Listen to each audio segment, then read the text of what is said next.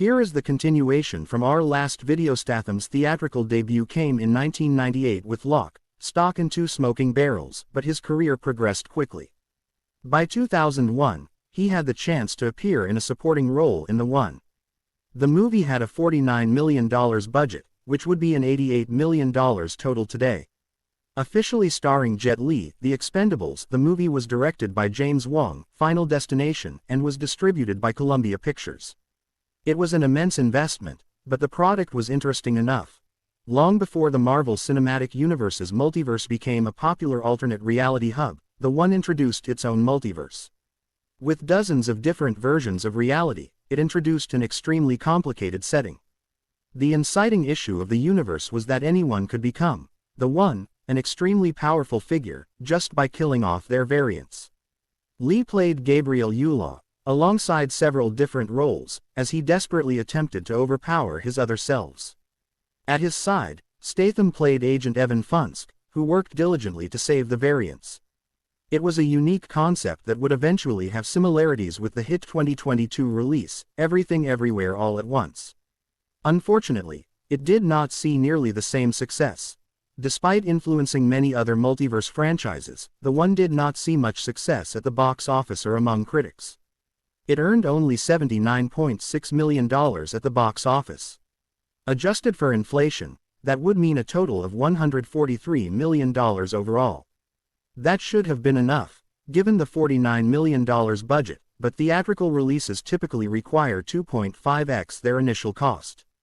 Marketing budgets and theaters taking a cut of the profits all contribute to that reality. For The One, that meant that it would have needed $122.5 million before it could achieve a profit. It never came to be. The movie struggled with critics, earning a horrific 13% tomatometer score on the review aggregator Rotten Tomatoes. Audiences were far more favorable, though they were still generally negative. They have provided a popcornmeter score of just 51%. Other review aggregators were similarly negative. Like with the Rotten Tomatoes scores, general audiences were not quite as negative as critics across the various websites. Even with those more respecting responses, it suffered divisive ratings on Metacritic and earned a middling. Most reviewers praised the action, while complaining that the movie never took advantage of its unique premise and characters. More recent viewers often compare it to the Marvel Cinematic Universe and the DC Extended Universe.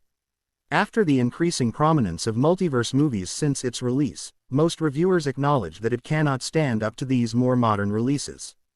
They criticize the limited depth of each reality, the shaky motivations of characters, and poor dialogue that distracts from otherwise interesting narrative elements. Even the action earned some criticism, as some fights did not appear entirely realistic. Neither the critics nor the general audiences cited Statham's performance as anything significant. Even so, traces of his eventual rise were present in the movie. He played a compelling character, who would play a critical role in the movie's ending. Without spoiling The One's final scenes, which are certainly worth watching, Statham's character single-handedly determines the fate of the multiverse. It would never be the most impactful movie in Statham's portfolio, but it was still one that proved his potential as a Hollywood star. He would go on to become an action hero and a box office draw. At the time, however, he was just another supporting cast member in a middling disappointment of a film.